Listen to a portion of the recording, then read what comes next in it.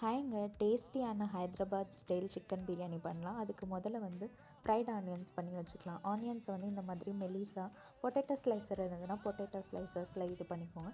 இல்லைன்னா கையாலே இந்த மாதிரி மெலிசா வறுத்து நல்லா கோல்டன் கலரில் நான் வீடியோவில் காட்டுற மாதிரி இந்த அளவுக்கு கோல்டன் ப்ரௌனில் வறுத்து தனியாக எடுத்து வச்சுக்கோங்க. அதுக்கப்புறம் அதே எண்ணெயில் வந்து பிரியாணி மசாலா, பட்டை, லவங்கம், என்னென்ன பிரியாணி மசாலா இருக்கோ எல்லாமே போட்டு இஞ்சி பூண்டு பேஸ்ட் போட்டு அந்த பச்சை வாசனை போகிற வரைக்கும் கொஞ்சம் நல்லா வதக்கி தனியாக எடுத்து ஒரு கிண்ணத்தில் எடுத்து வச்சுக்கோங்க.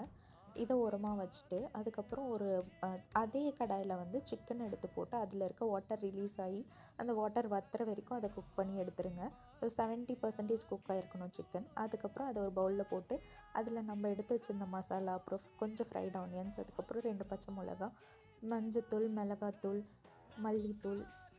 மல்லித்தூள் இது எல்லாமே போட்டு அதை செப்ரேட்டாக வச்சுருங்க. அதுக்கப்புறம் வந்து கொஞ்சம் உப்பும் போட்டுருங்க.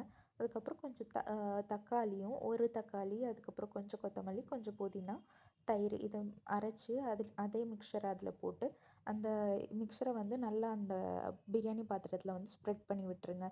இது வந்து கொஞ்ச நேரம் அப்படியே மேரினேட் ஆகட்டும். அதுக்குள்ளே வந்து ஒரு பாத்திரத்தில் ஒரு துளி நெய், அப்புறம் கியோரா வாட்டர், இதுவும் ஆப்ஷனல் தான், பட் இது போட்டால் ஃப்ளேவர் நல்லாயிருக்கும். இது இல்லைன்னா ரோஸ் வாட்டர் போட்டு லெமன் 2 பீஸ் போட்டு அப்புறம் அரிசி போட்டு நல்லா வேக வச்சுருங்க. 70% தான் குக் ஆகிருக்கணும் ரைஸு. குக் ஆகிட்டக்கப்புறம் இந்த மாதிரி லேயரிங் பண்ணுங்கள்.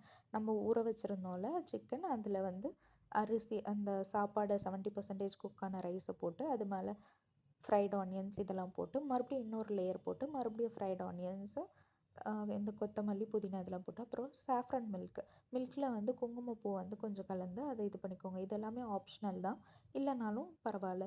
அப்புறம் ஃபுட் கலரும் வந்து ஆரஞ்ச் ஃபுட் கலர் நான் யூஸ் பண்ணியிருக்கேன். யூஸ் பண்ணலனாலும் ஒன்றும் பிரச்சனை இல்லை.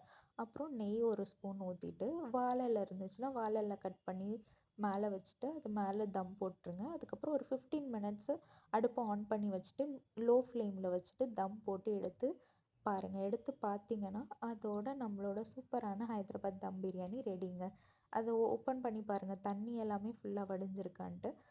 தம் போடும்போது இன்னொரு எக்ஸ்ட்ரா இது என்னென்னா, நீங்கள் வந்து அந்த வாட்டரை வந்து கொஞ்சம்